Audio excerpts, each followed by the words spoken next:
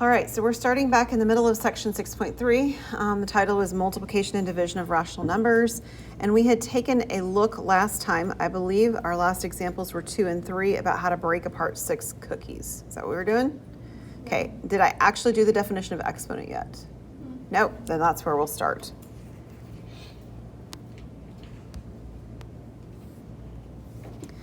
All right, definition of exponent. So for a rational number a and a natural number n, a to the n is recognized as being a times a times a bunch of, specifically n times.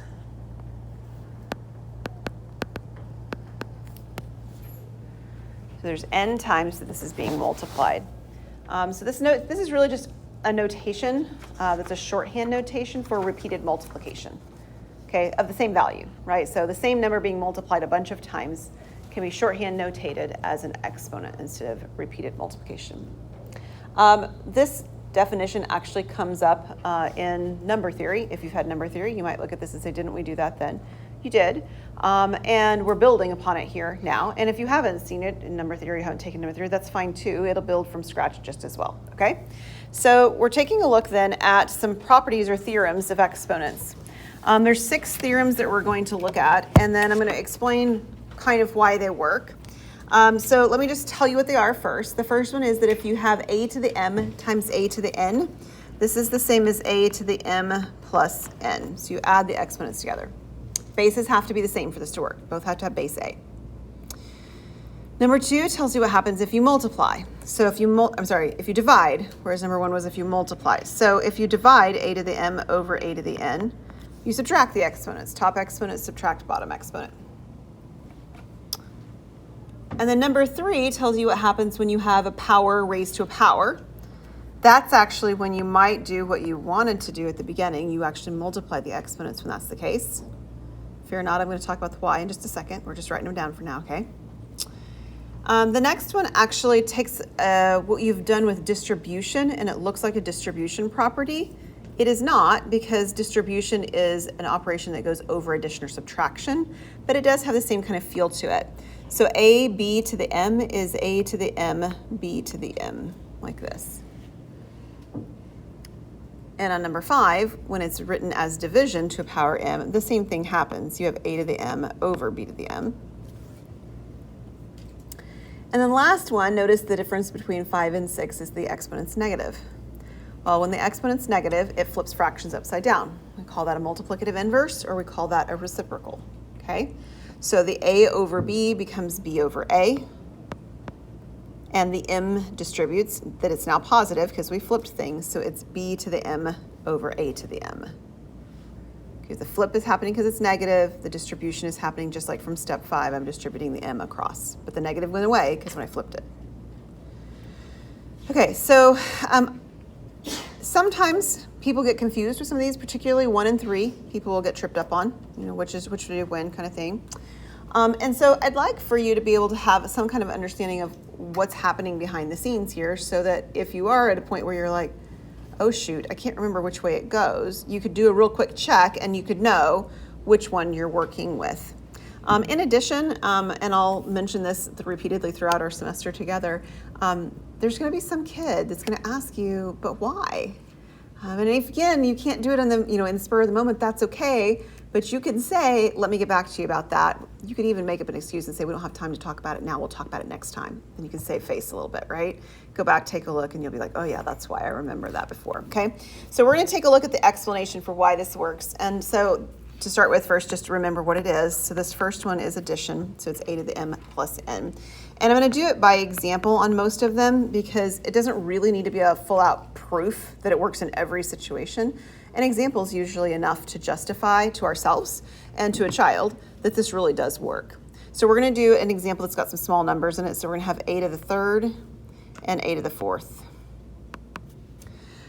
So a to the 3rd means that we have 3 a's, right? That's what the definition said. And a to the 4th means I have 4 a's. Okay? And the question then is, how many a's do you have? It's not a trick question. 7, thank you so much. Right, there are 7 of these total is what I meant to say. And so this is a to the power of 7. And how do you get from 3 and 4 to 7? You add. right? It's justification. So this is not a proof, but it's an example that justifies our inclination of what should be happening here. Let's do the same thing with division. So it's supposed to be a to the m minus n. So our example we're going to do is a to the 5th over a squared. You do want to be careful, like a to the 4th over a squared would not be a very good example here.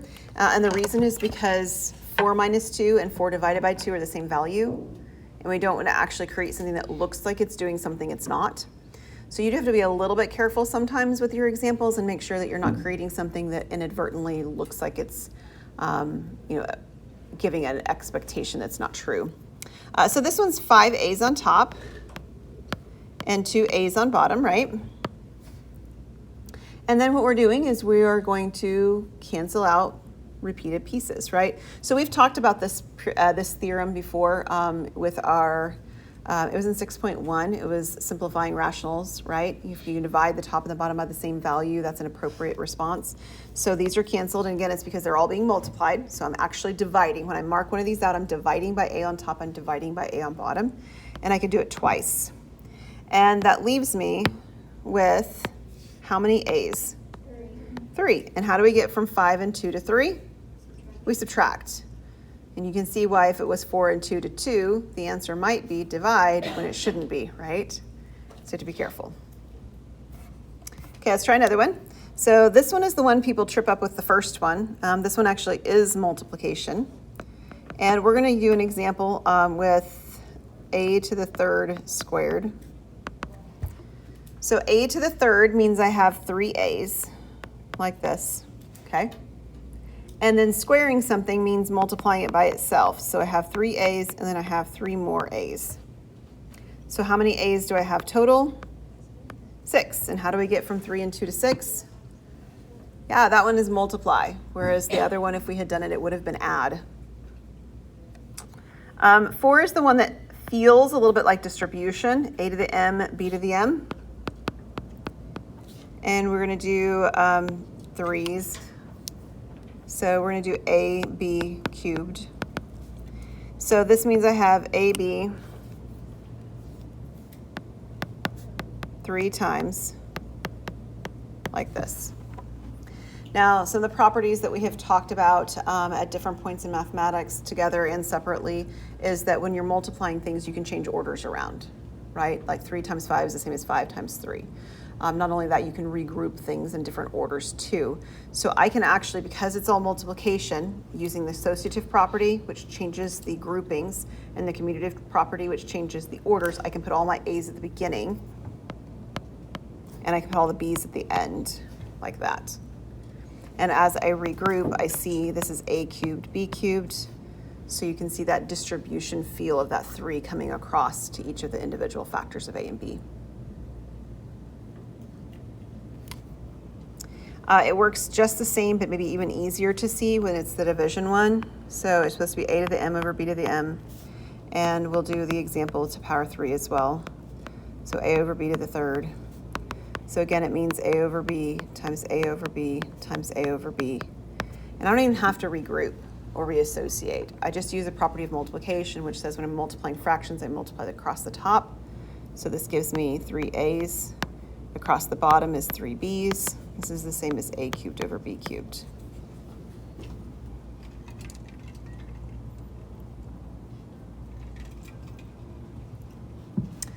The last one has the negative exponent going on, so we talked about that flipping it upside down, b over a, and then the power m as a positive, now distributing through.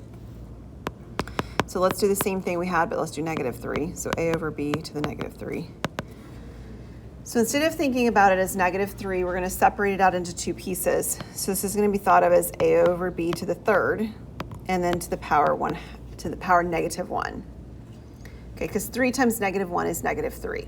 So what I'm really doing is, in a very real way, I'm using this property number 3 in reverse. I'm starting with something on the right-hand side, and I'm breaking it apart into 2 pieces so that it looks like something on the left-hand side. Okay. Now we know what a cubed over b cubed looks like, right? The cubing of that, because we just did it. This is a over b like this, right? And a -1 means reciprocal or multiplicative inverse. It means to flip it upside down. So I simply make the b cubed on top and the a cubed on bottom. Okay, so all of that's all well and good. The goal is not for us to actually prove that at any point or to sort of break it down and do things the hard way. We're going to use the properties as they are. I want you to get a feel for where they came from. There's actually two others that show up. These are additional exponential facts. And they talk about what happens when you have a to a power 0 and when you have a to a power -n. So a to the power 0 is actually equal to 1. I'll show you why in just a sec. And then a to the -n is 1 over a to the positive n. The a to the 0, I'm actually going to do a legit proof because it's really nice and simple. And so if you don't like it, just put numbers in and be fine. You can do it as an example. It's all right. But the way we get a power of 0 is that we subtract equal quantities, right? So if I had a to the 0, this would have come from equal things being subtracted. So again, if you don't like my m's, just use numbers. Put 3's in there or 5's in there or whatever. It's fine. Okay, so a to the m minus m would be a to the 0, right? Sure. We're going to use property number 2 in reverse. Property number 2 says the way I get subtracted exponents is that they came from, if you will, division, right? If I went the other direction, that would look just like property number 2. But what is any value, a to the m, divided by itself? It is 1. It's a pretty quick way to see that that's going to happen. And again, use numbers if you'd like them better. And then on number 8, we'll do an example as well. So for number 8, if we have a to the -3, we can rewrite this as a to the, and I'll do the 3 first, and then to the -1, like that. So what does the -1 do? Well, it makes reciprocals. This one doesn't actually have a denominator, so the denominator is an understood 1. So when I do the reciprocal of this, I get 1 over the a cubed. Okay, and if you want to say it's 1 cubed over a cubed, you could do that too, right? But 1 cubed is still 1, so it doesn't change that. Okay, so you want to see some examples of what this actually looks like that you're going to do problems with now? Okay, we're going to do a couple. So we have ab to the 4th over a cubed to the -3rd b squared. So there's more than one way to do these problems and use the properties that we're given. Because we simply have an a on top and an a on bottom and a b on top and a b on bottom, I'm going to use properties 1 and 2 as I do the subtraction. It's actually property 2 because it's over each other. And so I'm going to write this as a to the 1 that's on top minus the -3. Notice it's minus -3, not just -3, because it's a -3 on bottom. This is not the only way to do it, but this is using property number 2. And we can do the same thing with b. I've got a 4 on top minus the 2 on bottom. So what is the 1 minus -3 part of it? It's the exponent for a. That's 4. And if you're looking at that and you're like, what are they doing? Well, minus a negative means addition. Okay, so it's really just 1 plus 3. And then we have b to the, what's 4 minus 2? 2. So we have a to the 4th b squared. Now, if this had negative exponents, we'd have to pay attention to the part right here at the end that says with positive exponents, and we'd have to do something slightly different. We'd have to make an adjustment at the end and make the exponents not negative. So let's say, for instance, the ending answer that we had, instead of it saying like it did, I'll just use different letters because I don't want you to look back at this later and say, where'd those come from? Let's say it turns out to be x to the 4th and y to the -3, like this. That's your ending answer. Well, it doesn't fit the description. I'm supposed to have positive exponents. So the y to the -3 needs to go back down to the denominator, and it would look like that. Okay, so we move it to the denominator, it becomes positive. We move back up to the numerator, it becomes negative if we need to, or vice versa. Okay, on part B actually has numbers, but they're not intending by those numbers for us to like use your calculator, multiply them out. They're expecting that the answer is going to have exponents in it, okay? The other thing that's interesting about B that's different than sort of A is that the bases don't match, right? These all had A's and B's on top and bottom. This one, 2 over 5, is not the same as 4 over 25. Agreed? So we can't just apply the properties that we've seen already exactly as is, because all of those required that the bases be the same, and these just aren't, okay? So when we take a look at this, we've got to change one or the other of them, sometimes both, it depends, to make them the same, and it does change very nicely to make them the same. So let's just look at the numerator itself. I've got a 2 in one of them, and I've got the 4 in the other one. How could I write the 4 so that it's more like the other one? There's a couple options. You could reduce. I can't reduce because the top of 4 doesn't reduce with the denominator 25. Could you write it 2 times 2? You could write it as 2 times 2, so you could break it apart, and maybe that's what you meant by the word reduce there. So we could take this 4 over 25, and we could write it as either 2 times 2, or if you prefer, you can write it as 2 squared. Either option, right? You said 2 times 2, so that's what I'm going to go with, okay? So we're going to write it as 2 times 2. And then how could I do the same thing with the 25? Yeah, 5 times 5. Now, that doesn't make the denominators the same, but now they're closer to looking like the same. The same numbers at least are present in them, right? So on the first one, I could distribute the 3, so I could have 2 cubed, and I could have 5 cubed. And on this one over here, I have 2 times 2 over 5 times 5, and it's raised to the negative 6. I don't really want to flip anything right now. That's probably not a helpful move at the moment.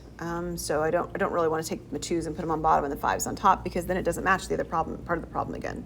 Savannah? So you have to make sure the numerator and the denominator have the same number? Yep. If that's all of it, if all of it is being raised to the power, then those 2 pieces have to match entirely to the other piece. Yes. Okay. Any additional thoughts? Like, what can I do next? Yes, Natalie. I was wondering, why can't we just do like what we've been doing, do like 5 times 5 and change it? Like how? What did you have in mind? What would you like me to see done? Like if we just change the denominator? So maybe you're thinking about what we did with addition and subtraction when we were trying to find common denominators. We don't find common denominators for multiplication. Yeah. We need these to be the same, but not because they need to be in common, but because in order to use properties of exponents, the bases need to match. So I need to have the same numerator as I do denominator. Abby? If we keep it with the times 5, or okay, there's 2 things I think we could do, is change the 5 cubed to 5 times 5 times 5. Okay. Or change the 5 times 5 back to 5 squared. Yeah, so we could change the 5 cubed into 5 times 5 times 5. Does everybody understand what she's saying? Write all the 5's out and do the same thing with the 2's.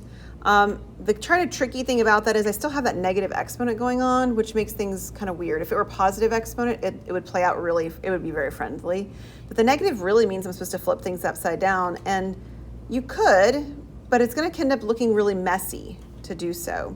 Let's do it the other way you suggested as the other option, because I think that keeps things a little bit more tightly, together instead of getting it all drawn out. So instead of writing this as 2 times 2, we can write it as 2 squared over 5 squared. Okay, is everybody good with that? Now, the 2 squared then and the 5 squared each have the ability to have that negative 6 exponent multiplied by it. Okay, that was property number 4 that says that I can distribute across, okay, and I'm able to combine them with multiplication because that was property 3. So I'm able to do both things at the same time. So we have 2 to the 3rd. I have 5 to the 3rd. That's the same as before. I'll put a dot here between so I don't have my parentheses anymore. And then I have 2 to the negative 12, and I have 5 to the negative 12. So where did negative 12 come from? Yep, negative 6 and the 2 that's the exponent. Okay? So at this point now, this 2 cubed and this 2 to the negative 12, these can be combined. How do I combine their exponents? Close. Nope, addition. Yeah, they're added. So I don't multiply them by each other because it's not a power to a power. Okay, that's what I did here. This is a power to a power, 2 squared to the negative 6, power to a power. There's 2 separate bases. So 2 separate bases says that I'm going to add them together. Now, I am adding a positive and a negative, so in some sense that feels like subtraction. I understand that, but technically I am adding, right? So this would be 2 to the what power? -9. Good, -9. The denominator has the same power, right? I have a positive 3 to negative 12, so it's also 5 to the negative 9. So this is an example of just like this, where I've got something in it that's got a negative exponent and it told me no negative exponents when I'm done, right? So the way that I change negative exponents is I simply move their location. If they're negative on top, they move down. If they're negative on bottom, they move up. I just swap them. So this ends up being 5 to the 9 on top and 2 to the 9 on bottom.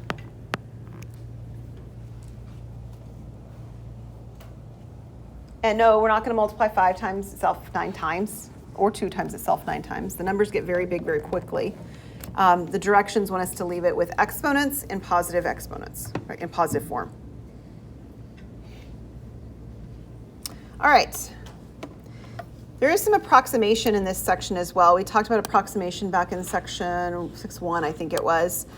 So approximating with fractions, mixed numbers specifically. Sometimes people get confused where you approximate. When something says approximate, it means at the beginning of the problem you're changing something to make it easier to work with. The goal is not to do the problem in its hard form and then round off the answer in some way.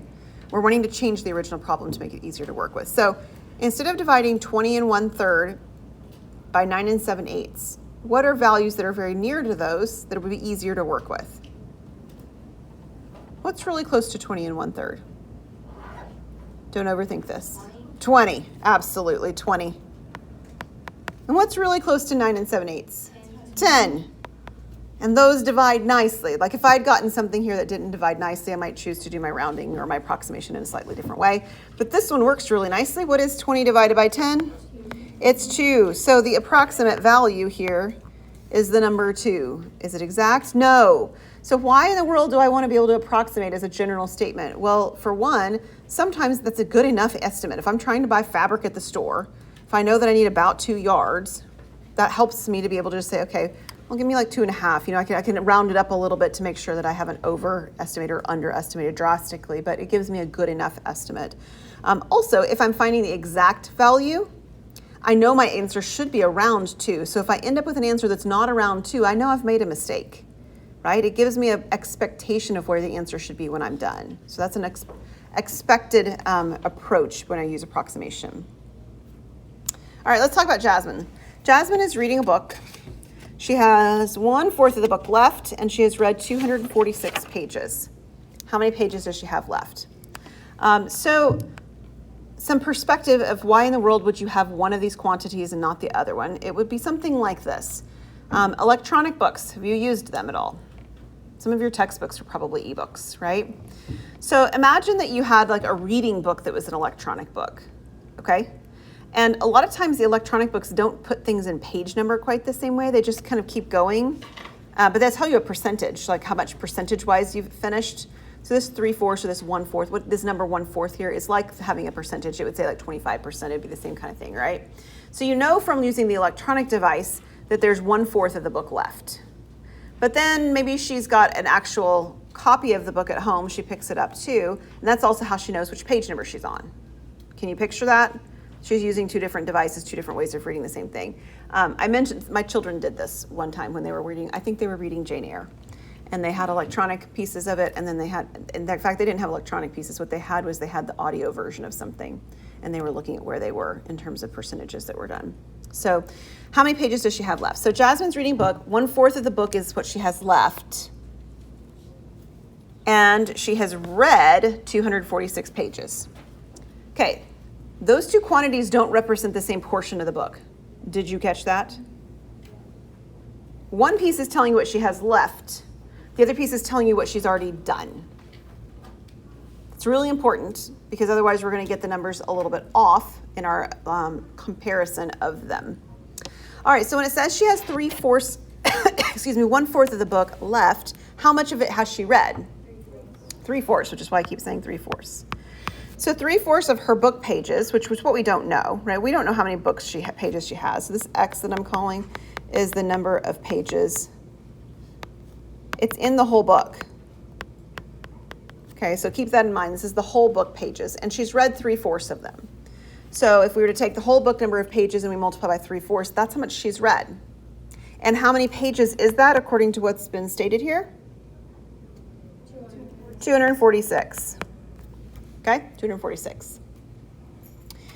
Now we had taken a look earlier in this section at something called the multiplicative inverse. Oh, I wrote 243. Thank you. 246. Thank you. We'd taken a look at something called the multiplicative inverse. So the multiplicative inverse is the reciprocal, same idea of reciprocals, of fractions. Okay? So if we take 3/4 and I want to move the 3/4 sort of to the other side, while it is true I could divide by 3/4, it looks really awkward to divide by a fraction. Agreed? So it's more pleasing, it's more friendly to look at multiplying by its multiplicative inverse or its reciprocal. So multiplying by 4/3. So the goal in doing so is that this eliminates itself. That's why we chose it. That's what makes it the multiplicative inverse. And it leaves us with simply x. And then what is 246 times 4/3? Feel free to grab a calculator if you'd like. 328. So what we have found is we've found the total number of pages in the book. Is that what we were asked to find? It's not. So how are we going to find the number of pages that she has left? Subtract 328 from 246. Yep. We're going to take that full book, which is 328 pages, and we're going to subtract off the 246 that she's already read. And what do we get? 82. So she has 82 pages left in the book. This is not the only way to solve this problem, but it's the most closely resembling what we've done so far in this section. So that's the one I'm going to show you for the moment. If you're looking at that and you're saying, I have a better way to do this problem, chat with me. We'll make sure you're on the right track and we can go with that too, okay? All right, last example. Number 7. Al gives half of his marbles to Hosea. Hosea gives half of his marbles to Isabel. Isabel gives half of her marbles to Letitia. If Letitia was given 4 marbles, how many marbles does Al have now? Okay, so I feel like this actually fits in really well in our problem-solving chapter of this book, which is chapter number 1. It works really nicely. But there's a reason that it's fitting in here as well. So we're going to solve the problem, and then I'm going to make the connection to why it's actually fitting in this section. Sound good? So this is a really good example from our problem-solving section of a working backwards problem. So we're going to start with where we ended, which is Letitia. Letitia has 4 marbles. But she received all of those marbles from somebody else. Who gave her marbles? Yep, Isabel did. Now it says Isabel gave her half of the marbles she has. So if Isabel gave her 4 marbles, how many marbles did Isabel have? 8. Yeah, so she had 8 to start with. She has 4 now, right? She had 8, she gave 4 away, so she actually has 4 now. And so I'm going to keep track of both what they started with and what they have to try to keep track of where we're going with this. Who gave Isabel her marbles? Yeah, Hosea did. And it said Hosea gave her half of his marbles. So how many marbles did Hosea give her? He gave her 8, right? So he gave her 8. So how many did he have to start with? 16. So he started with 16. And how many does he have now? Well, he has 8 now, just like Letitia started with. Who gave Hosea his marbles? Al. So how many marbles did Al give Hosea? 16. So how many did he start with? 32. So he started with 32 marbles. How many does he have now? 16. All right, let's look at what the question actually asked, and then we'll make the connection back. The question asked, how many marbles does Al have now? Yep, 16, and it's 16 marbles. So make sure we're putting units on things that have units. 16 marbles. So why in the world is this in this section? Well, let's actually take a look at this the way we've drawn it from the bottom up. We start with 32 marbles, like they start with Al. And then Al, going to Hosea, has 16 marbles. And then Hosea moving to Isabel has 8 marbles. And then 8 going down to Letitia has 4. What is the process to get from one to the next? We're dividing by 2, right? Or multiplying by 1/2. That's the giving away of 1/2. It's repeated multiplication. right? That's what we just talked about in terms of those exponents. We're repeatedly multiplying by actually 1/2. So this is multiplying by 1/2. And again, we multiply by 1/2 and by 1/2. This is actually called a geometric sequence. It shows up in number theory as well. You've seen geometric sequences before. They've got a pattern from one to the next that's involving multiplication. So this repeated multiplication is this idea of powers or exponents.